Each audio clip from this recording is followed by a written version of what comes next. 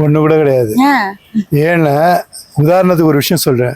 ஸ்விக்கியில் இருக்கவங்களுக்கு வந்து வெயிலில் வராங்க, அவங்க ஸ்டே பண்ணணும், அதுக்காக வந்து ஒரு பெரிய ஸ்கீம் ஒன்று கொண்டு வந்து சில இடங்கள்ல வந்து அவங்க ஸ்டேக்கோசம் ஏசி ஹால் மாதிரியும் அதில் வந்து முழுக்க toilet facilities, drinking water facilities எல்லாம் பண்ணி கொடுத்துருக்கேன் அப்படின்னு சொல்லி ஒரு விளம்பரம்.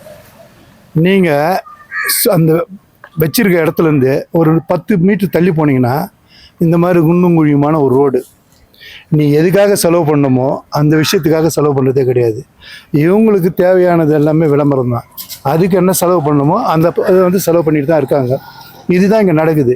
மக்களுக்கு இதை பண்ணிட்டேன் அதை பண்ணிட்டேன்றாங்க. என்ன பண்ணியிருக்காங்க? எதுக்கு எடுத்தாலும் மத்திய அரசு பண்ணலன்றாங்களே. இவங்க எங்களை மாதிரி இருக்கவங்ககிட்ட கலெக்ட் பண்ண டேக்ஸை முழுமையாக டாக்ஸ் பேயர்ஸ் என்ஜாய் பண்ணுறோமான்னு பார்த்தா ஒன்றுமே கிடையாது. இப்போ எனக்கெல்லாம் பார்த்தீங்கன்னாக்கா எனக்கு வந்து இலவசமாக எனக்கெல்லாம் எதுவுமே கிடையாது, நான் வாங்குறதும் கிடையாது. நான் இலவசன்ற பொருளில் இவங்க அடிக்கிற கொள்ளை சாதாரண கொள்ளை கிடையாது. மக்கள் எப்படி இது ஒரு நல்ல ஆட்சின்னு சொல்லுவாங்க? எத்தனையோ விஷயங்கள் லா அண்ட் ஆர்டர் ப்ராப்ளம் நடந்துட்டு இருக்கு. தொடர்ச்சியாக வந்து பாலியல் வன்கொடுமை இன்னும் மர்டரில் போய் முடியுது. இதுக்கு முழுமையான தீர்வுன்னு பார்த்தீங்கன்னா ஒன்றுமே கிடையாது. ஏதாவது ஒரு இன்சிடெண்ட்டுன்னா இம்மிடியேட்டாக உத்தரப்பிரதேசம் பாருங்கள்,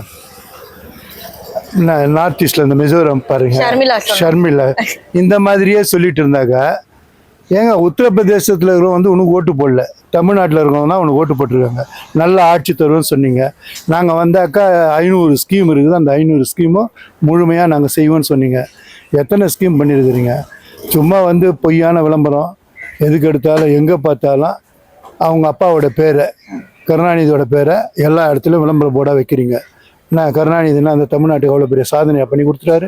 அதனால் இவங்க சொல்லக்கூடிய அத்தனையுமே பொய்யான விஷயம், பொய்யான தகவல். மக்களை முழுமையாக ஏமாத்துறாங்க. இன்றைக்கி வீடு வீடாக போகிறோம், எங்களோட நலத்திட்டங்களை பற்றி சொல்ல போகிறோம், உங்களோட ஓட்டுகள் முழுக்க எங்களுக்கு போடுங்கன்னு.